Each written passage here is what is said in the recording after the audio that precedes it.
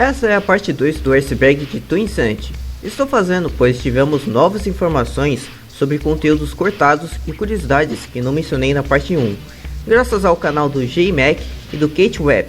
Então vamos nos aprofundar em tópicos que não falamos.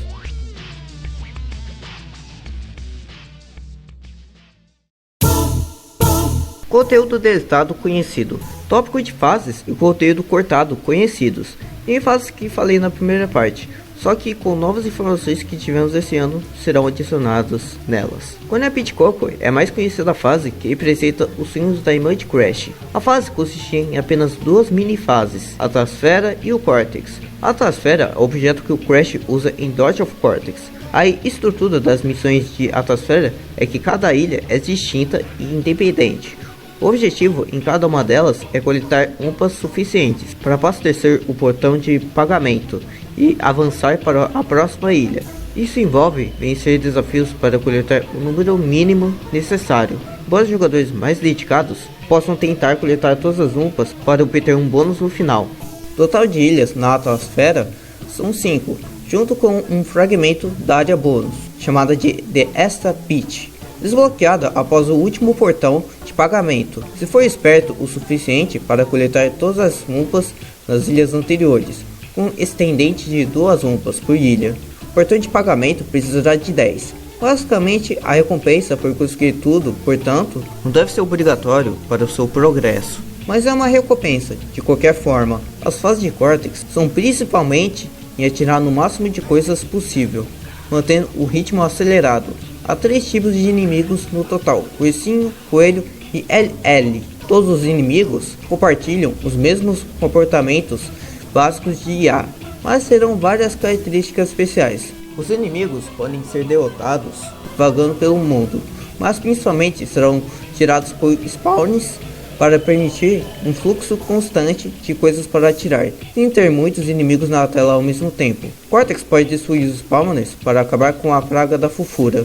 O mundo é configurado nas ilhas 2 ou 3, flutuando ao redor de um elemento central. Cada ilha fica progressivamente mais alta e complexa. No final, cada ilha há um pequeno desafio que deve ser concluído para prosseguir. O Circumotion teve várias versões durante a produção e desenvolvimento de Twinsanity. Já falei da versão de Doc Amok, que teria um molusco na cara do Cortex, e do Crash e Cortex usando a própria prancha do cientista. Falarei da Circumotion no documento mostrado em um dos vídeos de Kate Webb e JMac. A descrição da fase é a seguinte: Crash viaja para uma pequena ilha, próxima à ilha Innocent. Todas as máquinas são movidas a vento e ele deve lidar com várias delas para chegar ao topo do moinho de vento, no coração da ilha, para recuperar o cristal. Pegando o cristal, ele entrega para Coco, que ela escapa. Mais pra frente, falarei das fases que teriam na Circumotion nos seguintes tópicos.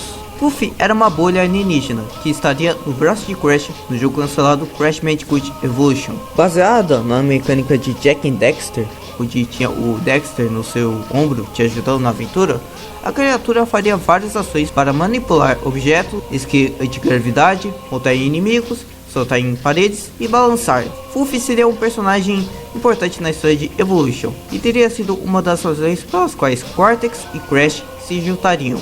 Originalmente, ele seria um Yo-Yo e seria chamado de Foi Foi. O nome dessa fase, que foi mostrado no vídeo da tier list, foi finalmente revelado e se chamaria de Three Snack Airbag.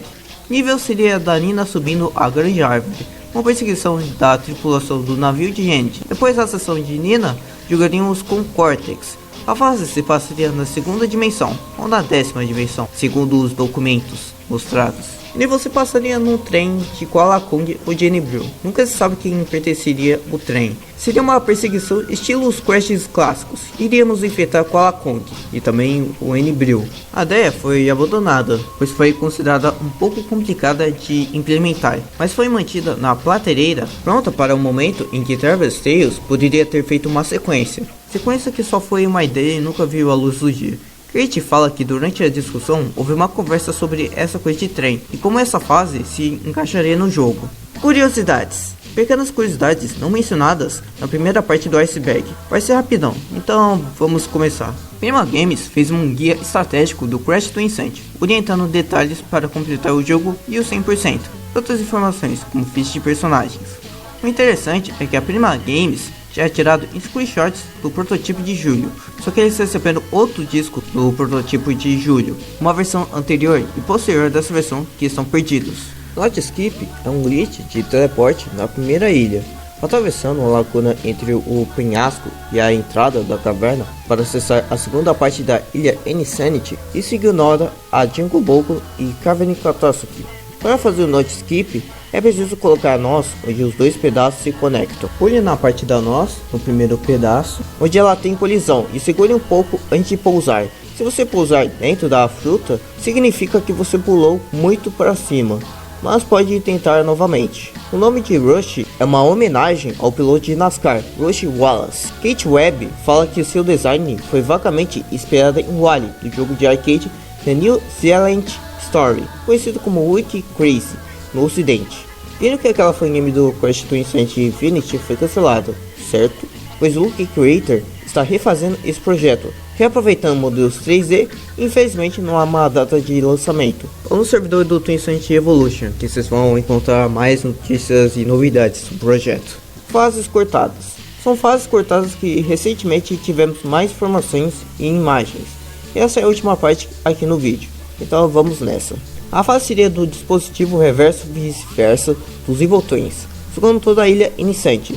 Cortex então ativa o Meshment Cut para resolver toda a situação. A fase toda seria jogando na pele do Mecha, começando pela aldeia e indo para o oceano. O robô usaria suas habilidades de mísseis, serra elétrica e a barrigada. Ideia que teve desde o Evolution. A sessão mostraria em um pedaço da Terra que foi levado para o espaço, e a água do oceano foi escorrida, deixando um fundo oceânico seco. Essa ideia seria potencialmente reaproveitada na segunda dimensão. Voltando a Ocean Commotion, essa é uma curta seção de salto que leva Crash até um moinho de vento. Uma vez nesse topo, gira na manivela para ligar moinho e habilitar a plataforma que leva Crash para uma fase de coco. Passando pelo nível do moinho de vento, iríamos para a Ostrich Cave. Coco se rejogava e cavalaria do avestruz, que está fora de controle. Pode acelerar e desacelerar o avestruz em frações, mas sempre move para a frente. Essa fase seria baseada nas fases de montaria dos jogos originais, tipo o Javali do primeiro Crash ou Polar no segundo. Twin Zoo é mais outro nível descartado da 10ª dimensão, cujo Cortex revelaria que os Gêmeos do Mal são personagens do passado distante do Cortex, que conhecemos. Para a tristeza de alguns, o vídeo termina por aqui. Agradeço e muito ao canal do JMac e Webstar, e também do canal do Bandcraft, pelas informações que trouxe nesse vídeo. Teremos mais vídeos sobre o conteúdo cortado do Team Insane e curiosidades.